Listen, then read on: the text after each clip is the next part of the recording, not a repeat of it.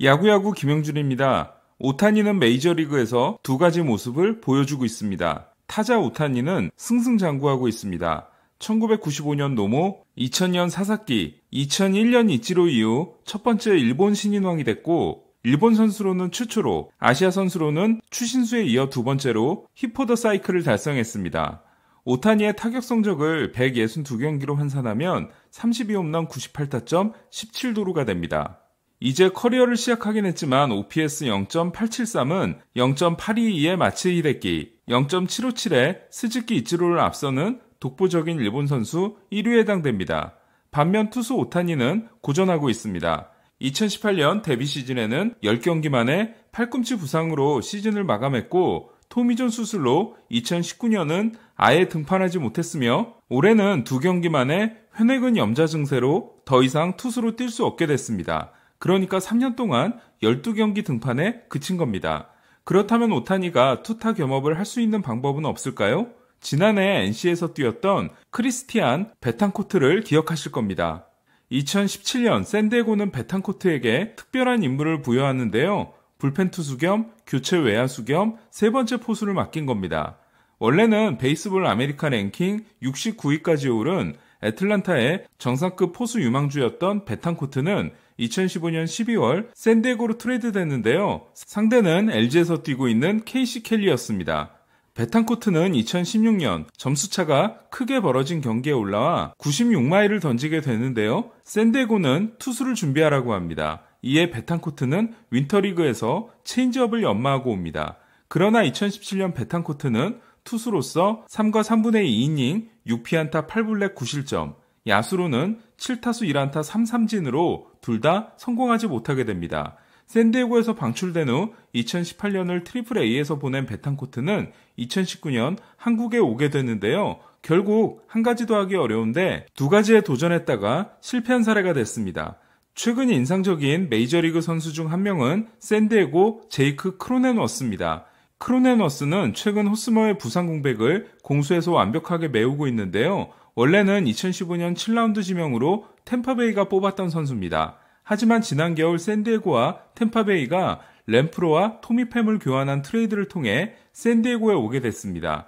크로넨워스는 미시건 대학 시절 1루수와 2루수 그리고 마무리를 병행했는데요. 템파베이는 그를 야수로 뽑았지만 95마일 패스트볼과 90마일 커터, 좋은 커브까지 던질 수 있는 투수인 그를 포기하기가 아깝다고 생각합니다. 이에 지난해 AAA에서 크로넨워스에게 오프너 등판을 지시합니다. 성적은 7경기 7과 3분의 1이닝 9K 2실점이었습니다. 제가 크로넨워스를 보면서 생각난 선수는 바로 오타니였습니다. 저는 일주일마다 선발로 100구를 던지면서 투타 겸업을 하는 건 불가능하다고 생각하는데요. 그래서 저는 MLB쇼에서 오타니가 마무리를 맡으면 어떨까라고 말씀드린 적이 있습니다. 문제는 마무리는 언제 등판할지 모르기 때문에 팀에게나 오타니에게나 모두 큰 부담이 될 수 있다는 거였습니다. 하지만 오프너라면 이야기는 달라집니다.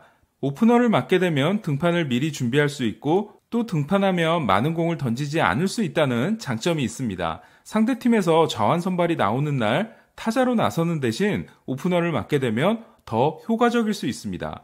이렇게 주 2회 정도 오프너를 맡는다면 한 주에 던지는 투구수를 선발일 때보다 크게 줄일 수 있습니다. 하지만 저는 근본적으로 오타니가 투수를 포기해야 한다고 생각합니다.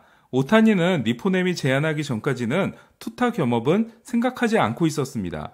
오타니는 투수 오타니와 타자 오타니가 투타 대결을 하게 된다면 어떤 결과였으면 좋겠냐는 질문에 대해 투수 오타니가 10번 중 9번을 이겼으면 좋겠다는 말을 했을 정도로 투수에 더 애착을 가지고 있습니다. 실제로 오타니는 투수를 포기하기에는 너무나 아까운 구속을 가지고 있습니다. 하지만 보면 볼수록 오타니의 팔꿈치가 감당할 수 없는 구속이 아닌가 합니다.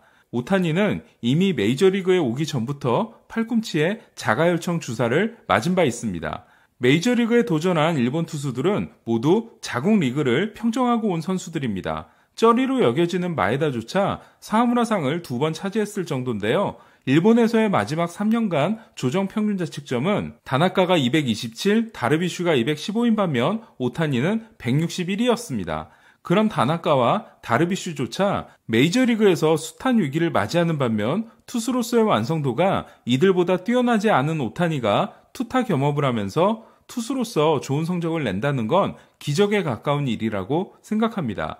저는 투수 오타니는 구속으로 인해 과대 포장된 점이 있다고 생각합니다. 반면 타자 오타니는 이치로가 말한 타고난 천재성이 있다고 믿고 있습니다. 이에 베이브루스가 그랬던 것처럼 결국 하나만 하면 더 뛰어날 수 있으며 투수보다는 타자로서 더 뛰어날 수 있다고 믿고 있습니다.